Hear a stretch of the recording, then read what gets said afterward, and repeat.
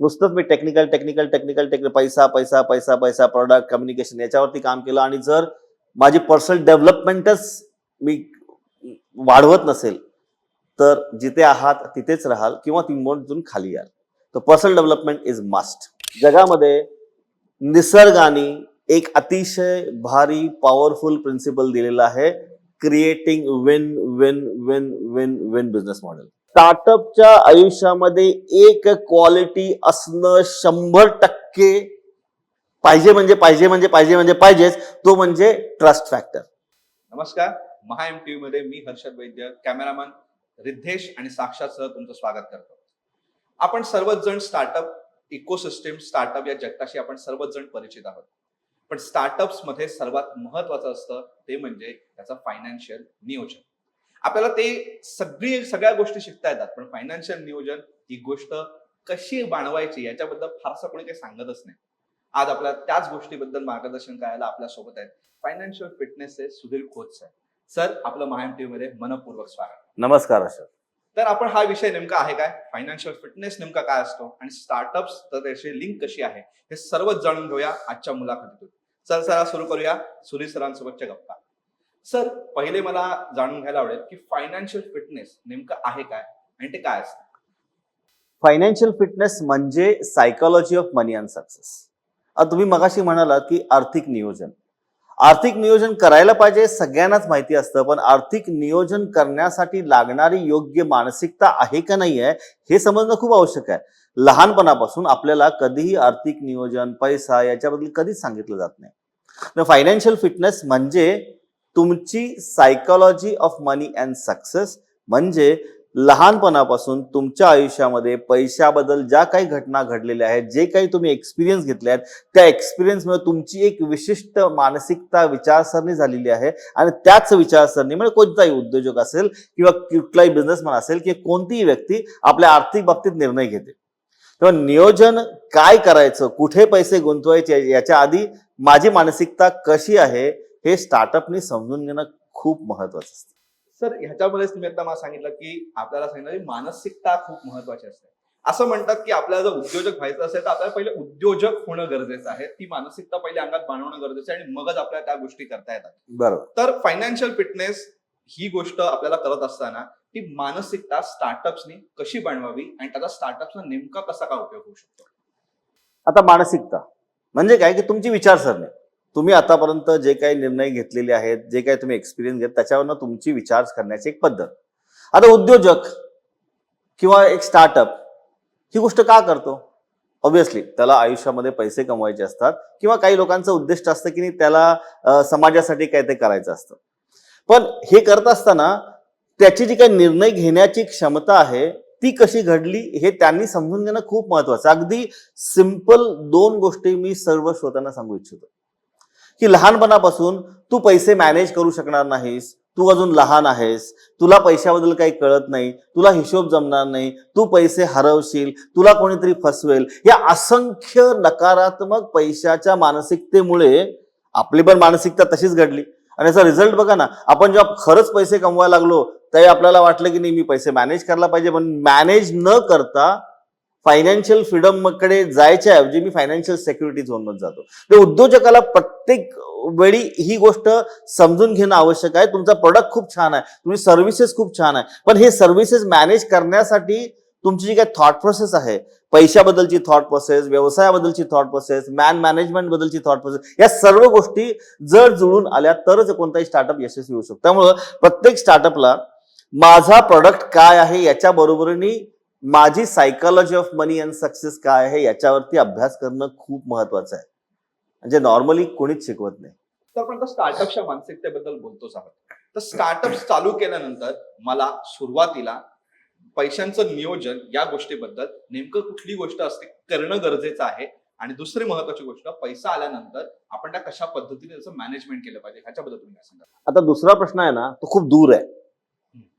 Management करणं हा खूप दूरचा प्रश्न आहे. सगळ्यात पहिल्यांदा कुठल्याही व्यक्तीने स्टार्टअप चालू केला, आपण छोटासा धंदा चालू केला, कधीही कुठलीही गोष्ट चालू केल्यानंतर आपण नेहमी लक्ष देतो की माझा प्रॉडक्ट किती चांगला आहे. पण प्रॉडक्ट जेव्हा विकला जातो तेव्हा पैसे येतात, म्हणजे काय, तुमचं कॅश फ्लो चालू होतो. आणि जसं पैसे येतात त्यावेळेस प्रत्येक उद्योजकाला त्याचं फायनान्शियल स्टेटमेंट जे आहे हे व्यवस्थित समजून घेणं खूप महत्वाचं आहे. आता फायनान्शियल स्टेटमेंट म्हणजे काय, एकदम सिंपल आहे. तुमचं इन्कम किती आहे, तुमचा खर्च किती आहे, त्याच्यातून तुमचे असेट्स किती आहेत, लायबिलिटीज किती आहेत, तुमचा कॅश फ्लो निगेटिव्ह आहे का पॉझिटिव्ह आहे, तुमचं कर्ज जे आहे त्याचं कर्जाचं डेट मॅनेजमेंट व्यवस्थित करता का नाही करता, हे 6 मुद्दे बाय हार्ट पाहिजेत. कारण मी स्ट्रॉंग इंजिनियर आहे, मी आर्टिफिशियल इंटेलिजन्स मध्ये भारी काम करतो किंवा माझं प्रोप्रायटरशिप आहे, या सगळ्या गोष्टींमध्ये हे गोष्ट कॉमनच आहे ना, income, expenses, assets, liabilities, cash flow management, debt management.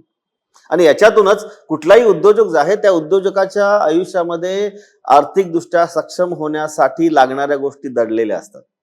आणि हा जर मी कॅश फ्लो स्टेटमेंट, माझं फायनान्शियल स्टेटमेंट जर व्यवस्थित नाही केलं तर काहीच होत नाही. आता दुसऱ्या प्रश्नाच्या आधीचा एक पहिला प्रश्न की मॅनेजमेंट कशी करायची. आता मॅनेजमेंट करायची म्हटल्यानंतर सगळ्यात महत्वाचं म्हणजे मला पैसे बरोबर पाहिजेत. तर प्रत्येक उद्योजकाने, प्रत्येक व्यक्तीने त्याच्या आयुष्यामध्ये पे युअर सेल्फ फर्स्ट हा कॉन्सेप्ट डायजेस्ट करून, इम्बाईब करून इथं ड्रिल करणं आवश्यक आहे. आता पे युअर सेल्फ म्हणजे काय, पे युअर सेल्फ म्हणजे काय, किंवा पे युअर सेल्फ फर्स्ट म्हणजे काय. आपलं असं वाटतं की नाही, मी धंदा केला, मला पैसे मिळाले. तुम्हाला पैसे नाही मिळाले, ते तुमच्या धंद्याला मिळाले. मग त्या आलेल्या पैशातून काहीतरी एक पर्सेंटेज बाजूला काढणे म्हणजे पे युअर सेल्फ फर्स्ट. तो पैसा तुमच्या धंद्यासाठी नसतो, तुमच्या स्वतःसाठी नसतो. तो पैसा हा तुमच्या आयुष्यामध्ये एक solid rock bed of investments create करण्यासाठी असतो.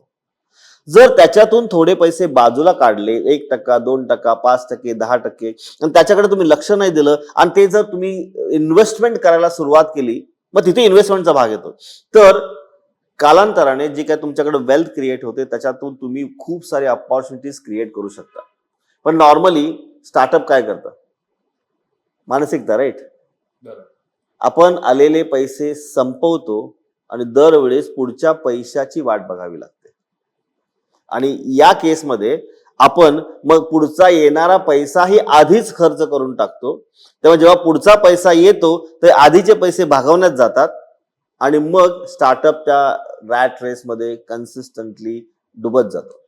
मगाशी बोलता बोलता आपण एक बोललो, राईट, की व्यवसाय करायचा म्हणजे मला फ्रीडम पाहिजे, म्हणून मला व्यवसाय करायचा. आता फ्रीडम पाहिजे असेल तर तुम्ही त्या वेळेच्या बंधनातून पण बाहेर पडलं पाहिजे ना. पण त्याच्यासाठी आलेल्या पैशाचं योग्य नियोजन करणं खूप महत्वाचं आणि फायनान्शियल स्टेटमेंट मास्टर करणं खूप महत्वाचं आहे. तर आता तुम्ही फायनान्शियल स्टेटमेंट मॅनेजमेंट किंवा ह्याच्याबद्दल बोललात की स्टार्टअप्सनी आपल्या या सगळ्या ज्या रॅट रेस जे आहे किंवा ते सगळं विशेष सर्कल आहे ह्यातनं कसं बाहेर पडलं पाहिजे ह्याचं म्हणतात, ह्याच्याबद्दल तुम्ही मला सांगितलं. सो सगळ्यात महत्वाची गोष्ट ह्याच्यामध्ये आपण हे सगळं मॅनेजमेंट केलं, सगळ्या गोष्टी केल्या, पण जो एक वेल्दी माइंडसेट असतो, त्या माइंडसेट बद्दल आपण सध्या मगापासून बोलतोय, की जी उद्योजकाची मानसिकता आहे ती घडवण्यासाठी आपण काय केलं पाहिजे. याच्यासाठी ना एक गोष्ट अतिशय महत्वाची, राईट. या जगामध्ये कोणत्याही व्यक्तीला इतर दुसरा कोणताही व्यक्ती बदलू शकत नाही किंवा तुम्ही कुणाला बदलू शकत नाही. या जगामध्ये एकच व्यक्ती आहे जे तुम्हाला बदलू शकतो, ते म्हणजे तुम्ही आहात. आणि जर माझी मानसिकता वीक आहे का स्ट्रॉंग आहे याच्यासाठी प्रत्येक व्यक्तीने एक स्वतःवरती एक प्रयोग, एक एक्सरसाइज करणं आवश्यक आहे, ज्याला म्हणतो अवेअरनेस इज की टू सक्सेस. पहिल्यांदा मला हे कळलं पाहिजे ना की मी कुठे आहे. आता जर एखाद्या स्टार्टअपला नेहमी हा प्रॉब्लेम येत असेल तर मी किती कष्ट करतो, 100% कष्ट करतो, दररोज सकाळ दुपार संध्याकाळ कष्ट करतो, तर एक लेवल माझी तुटतच का नाही. आणि तुटतच का नाही याच्यामध्ये क्रिबिंग करायच्या म्हणजे विचार करायला पाहिजे की मी तिथे गेल्यानंतर पुन्हा खाली काय येतो. म्हणजे काय की जर माझी मानसिकता वेल्दी करायची असेल तर पहिल्यांदा माझ्याकडे जे नाही आहे, चुकीचं आहे, ते पहिलं काढलं पाहिजे ना. असं म्हणतात ना की एक खूप मोठी शिला आहे आणि त्या शिलेतून एक छानशी सुबक मूर्ती घडवायची, मूर्तिकाराला. तो मूर्तिकार काय करतो, त्या मूर्तीचं पहिले सगळ्यात मध्ये इन्व्हिसेज करतो आणि त्या मूर्तीच्या मध्ये त्या सगळ्या मूर्तीमध्ये ती बांधतो, सगळ्यात पहिली ती गोष्ट. हे तर आपल्या मानसिकतेत झालं. पण तो काय करतो, पहिला ते इमेज करतो आणि त्याच्यात ज्या अनवॉन्टेड गोष्टी आहेत त्या बाजूला काढून टाकतो, म्हणजे ती सुबक मूर्ती घडते, राईट. आता मला यशस्वी उद्योजक व्हायचं, मला स्टार्टअप करून मला टर्नओव्हर 1 कोटी, 2 कोटी, 5 कोटी, 10 कोटी करायचंय. किंवा 50 लाखापासून 1 कोटीवर न्यायचं. म्हणजे काय की ते जे करत असताना मला जे आता नको आहे ते काढणं आवश्यक आहे ना. म्हणजे फॉर एक्झाम्पल माझी पैशाबद्दलची मानसिकता चुकीची आहे. म्हणजे for example say for example की ही बाटली आहे, राईट. आता ह्या बाटलीमध्ये काय, पाणी महत्वाचं की बाटली महत्वाची? पाणी महत्वाचं, राईट. पण पाणी जगामध्ये भरपूर आहे. बरोबर. आता मला भरपूर पाणी पाहिजे, मी गॅलननी पाणी आणायला लागलो आणि बाटलीत ओतायला लागलो आणि माझा बाटली खूप मोठी आहे, तर बाटली भरेल. बरोबर. पण आपण लहानपणापासून ऐकत आलोय की थेंबे थेंबे तळे साचे. बरोबर. पण जर या बाटलीलाच खूप मोठी छिद्र असतील तर कितीही तुम्ही पाणी टाकलं ते बाटली भरेल का? नाही भरणार. मग मला सांगा, बाटली महत्वाची की पाणी महत्वाचं? आता बाटली महत्वाची. आता बाटली महत्वाची. आता मला सांगा, या बाटलीमध्ये वॉटर इज अ कॉन्टेंट आणि bottle is the context to hold the water. उद्योजकांच्या जीवनामध्ये किंवा जगामध्ये पैसा महत्वाचा आहे. बरोबर. पैसा कॉन्टेंट आहे की कॉन्टेक्स्ट आहे? कॉन्टेंट आहे. आता कॉन्टेंट याच्यामध्ये आणला, तुम्ही दर महिन्याला 1 लाख 1 लाख 1 लाख 10 लाख 5 लाख तुम्ही टर्नओव्हर वाढवत गेलात, पण तुमचं कॉन्टेक्स्टच टाईट नाहीये. The rules, the regulation, the ethics, the value, the principle around money हे ठीक नाहीये. पैसा तुमच्याकडे टिकेल का? नाही. कारण हे म्हणजे काय, माझे अन्य खर्च, वायफळ खर्च, नंतर डेट मॅनेजमेंट व्यवस्थित नाही, या सगळ्या गोष्टी जर मी केल्या नाही तर कितीही पैसा कमवला तर कुठलीही व्यक्ती एक लेवल नेक्स्ट लेवल पण जाणं शक्यच नाहीये. बरोबर. राईट. म्हणून प्रत्येक उद्योजकांनी स्वतःचा कॉन्टेक्स्ट टाईट करणं खूप महत्वाचं आहे. म्हणजे आलेल्या पैशाचं नियोजन, जाणाऱ्या पैशाचं नियोजन. मी प्रत्येक वेळी सेमिनारला माझ्या प्रत्येक वेळी प्रश्न विचारतो, इन्कम महत्वाचं की एक्सपेन्सेस महत्वाचे? एक्सपेन्सेस. कारण इन्कम किती आलं त्यातनं एक्सपेन्सेस किती जातील, त्यातनं माझ्याकडे किती पैसे उरणार आहेत हे महत्वाचं ठरतात. बरोबर ना. बरोबर. नेहमी उद्योजक कशावरती लक्ष देतो? इन्कमवरती.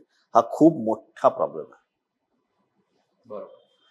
जर मी फक्त पैसा कमवायचा 5 कोटी टर्नओव्हर 10 कोटी टर्नओव्हर कितीही पैसे कमवले पण माझा कॉन्टेक्स्ट टाईट नाही, आलेले पैसे जातच राहिले, तर एका लेवलच्या पुढे माझी 10 वर्षापूर्वीची परिस्थिती आजची परिस्थिती ही सेमच राहील.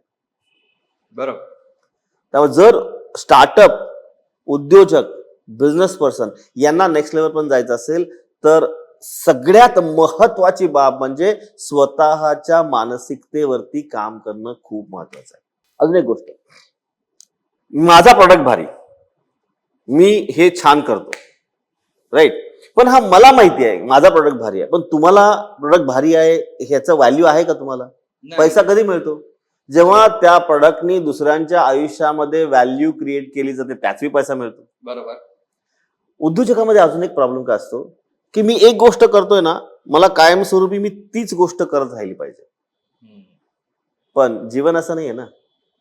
जीवनामध्ये तुम्हाला मल्टिपल गोष्टी करणं आवश्यक असतं, पण त्याच्यासाठी एकटाच माणूस सगळं करायला लागला तर परत प्रॉब्लेम आहे. बरोबर. म्हणून काही क्वालिटीज बिल्ड करणं आवश्यक आहे. ट्रस्ट नावाची क्वालिटी आहे, कम्युनिकेशन नावाची क्वालिटी आहे, तुम्ही लोकांशी कसं वागता, team building is very very important, right.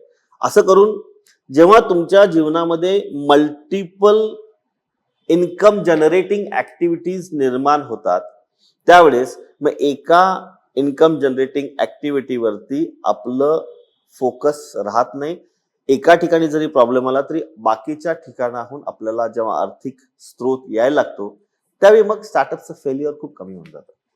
Sir, आता आपण मुलाच्या शेवटीकडे येताना मला पहिले एक उदाहरण बेस आपण प्रश्न विचारतो की बरेच स्टार्टअप सुरुवात करताना खूप जोशमध्ये असतात की मला फ्रीडम पाहिजे, सगळ्या गोष्टी पाहिजे, मला पैसा कमवायचा, सगळं आहे. पण कालांतराने लक्षात येतं की बस मला याच्यामध्ये काहीच मिळत नाहीये आणि परत त्या नोकरी किंवा या सगळ्या गोष्टी फायनान्शियल सिक्युअर्ड गोष्टीकडे जातात.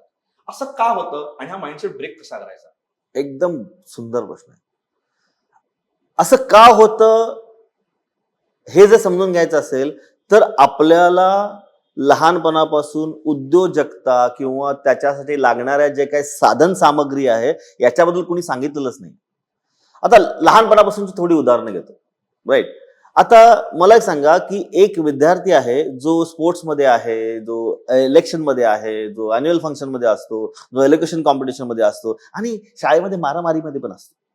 त्याची जी काही पर्सनल डेव्हलपमेंट आहे खूप स्ट्रॉंग असते. आता पर्सनल डेव्हलपमेंट म्हणजे काय, की जर मी आज पडलो तर उठायचं, आज मी मॅच हरलो तर उद्या मी जिंकणार मॅच, राईट. जर एखादी क्रायसिस सिच्युएशन आली त्याला हँडल कसं करायचं.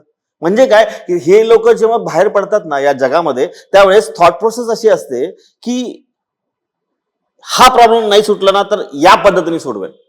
बरोबर. म्हणजे काय, दर इज म्हणतात ना की either you can be right or you can be rich. 80% startups हे काय असतात की मला काहीतरी वाटतंय की हे केल्यानंतर मला पैसे मिळतील म्हणून स्टार्टअप करतात. पण स्टार्टअप करत्या वेळेस काही काही गोष्टी खूप महत्वाच्या आहेत.